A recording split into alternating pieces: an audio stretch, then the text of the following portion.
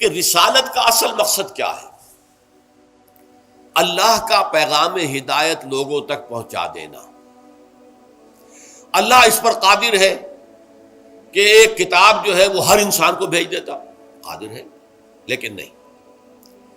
اللہ تعالیٰ اس پر قادر ہے کہ ہر انسان کے سامنے جو ہے وہ فرشتہ آ جاتا اور وہ ہدایت نامہ لے کر آتا، جس کو انسان دیکھ لیتا کہ واقعی فرشتہ ہے، وہ لے کر آیا۔ نہیں، اللہ نے اس کا ایک سلسلہ اپنی کمال حکمت کی بنیاد پر تجویز کیا اور اس کو اختیار فرمایا، اور وہ ہے سلسلہ رسالت۔ سلسلہ کسے کہتے ہیں؟ زنجیر کو۔ تو سلسلہ رسالت کی دو کڑیاں، یہ دو کڑیوں پر مشتمل ہے۔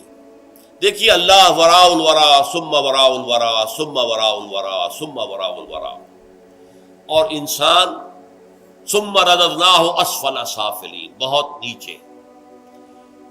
شوخ و گستاخ، یہ پستی کے مکین کیسے ہیں؟ یہ جو جواب شکوہ میں جو بات جو ہے فرشتوں نے کہی کہ یہ کون انسان ہے جو اس طرح گستاخی کے ساتھ اللہ سے بات کر رہا ہے، شوخ و گستاخ، یہ پستی کے مکین ہے تو سب سے نیچے، اسفل سافلین۔ اور یہ اس قدر اللہ تعالیٰ کے ساتھ شوخی برت رہا ہے، جو اس علامہ اقبال نے جو شکوہ کے اندر جو کیفیت اختیار کی۔ اب اس وراء الورا وراء الورا وراء الورا ہستی سے اس پستی کے مکین کو پیغام بھیجنا ہے۔ ایک پیغام اللہ براہ راست بھی بھیج سکتا ہے بغیر کسی فرشتے کی درمیان میں کسی کڑی کو استعمال کیے، اس کو ہم کہتے ہیں الہام، دل میں ڈال دیتا ہے، القاء، کسی فرشتے کی ضرورت نہیں ہے، اللہ براہ راست القاء فرماتا ہے۔ اللہ نے براہ راست حضرت موسیٰ علیہ السلام سے بات بھی کر لی، صرف یہ کہ اوٹ تھی، پردہ تھا، من ورائے حجاب تھا، اللہ روبرو نہیں تھا، لیکن آواز اللہ کی تھی۔ یہ اللہ سارے طریقے اختیار کر سکتا ہے، لیکن اللہ نے جو مین طریقہ اختیار کیا وہ سلسلہ رسالت ہے۔ اس سلسلہ رسالت کی دو کڑیاں ہیں۔ اللہ سے لینے والا ہے فرشتہ، فرشتہ مخلوقات میں بہت بلند مقام پر ہے، فرشتے میں کوئی نفس سرے سے ہے ہی نہیں، فرشتہ نورانی ہے، نور سے تخلیق پایا ہے، لہذا اللہ سے لیتا ہے فرشتہ۔ لیکن فرشتہ بھی مخلوق ہے، مخلوق ہونے کے ناطے وہ انسانوں کی صف میں بھی ہے، انسان بھی مخلوق، جن بھی مخلوق، فرشتہ بھی مخلوق، لہذا اللہ سے لیا فرشتے نے اور پہنچایا انسانوں میں سے کسی منتخب شدہ انسان کو۔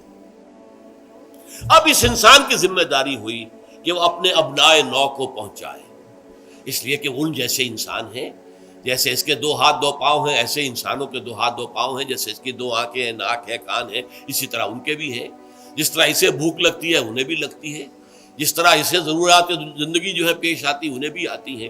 تو اس اعتبارات سے وہ گویا کہ ان کی صف میں ہے، وہ بھی بشر ہے۔ قل انما انا بشر مثلکم یوحیٰ الی انما الہکم الہ واحد۔ فرق صرف یہ ہے کہ مجھ پر وحی کی گئی ہے، اور اس وحی کا لب لباب کیا ہے کہ تمہارا الہ ایک ہی اللہ ہے، واحد ہے، کوئی اس کا ساتھی نہیں۔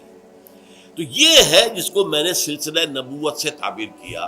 اب یہاں دیکھیے آیت کیا ہے، اللہ یصطفی من الملائکۃ رسلا ومن الناس۔ اللہ چن لیتا ہے، پسند کر لیتا ہے فرشتوں میں سے بھی اپنے پیغامبر، رسل رسول کی جمع ہے، ارسلہ یرسلو ارسالا، کسی کو بھیجنا، بھیجا، ارسلہ یرسلو ارسالا، ارسال، اس سے مرسل بھی بنتا ہے، مرسلین، فَلَنَسْأَلَنَّ الَّذِينَ أُرْسِلَ إِلَيْهِمْ وَلَنَسْأَلَنَّ الْمُرْسَلِينَ۔ سورہ اعراف کی یہ چھٹی آیت ہے، اس کو نوٹ کیجئے، وَلَنَسْأَلَنَّ الَّذِينَ أُرْسِلَ إِلَيْهِمْ، ہم ان سے بھی پوچھیں گے جن کی طرف ہم نے رسولوں کو بھیجا، وَلَنَسْأَلَنَّ الْمُرْسَلِينَ، ہم مرسلین سے بھی، جنہیں ہم نے بھیجا ان سے بھی پوچھیں گے تم نے ہمارا پیغام پہنچا دیا یا نہیں۔ تو مرسل یا رسول وہ ہے کہ جو ایلچی بنا کر بھیجا جائے۔ اب پہلا مرسل کون ہے، پہلا رسول کون ہے؟ رسول ملک۔ فرشتوں میں سے اللہ نے چن لیا ہے حضرت جبرائیل علیہ الصلوۃ والسلام۔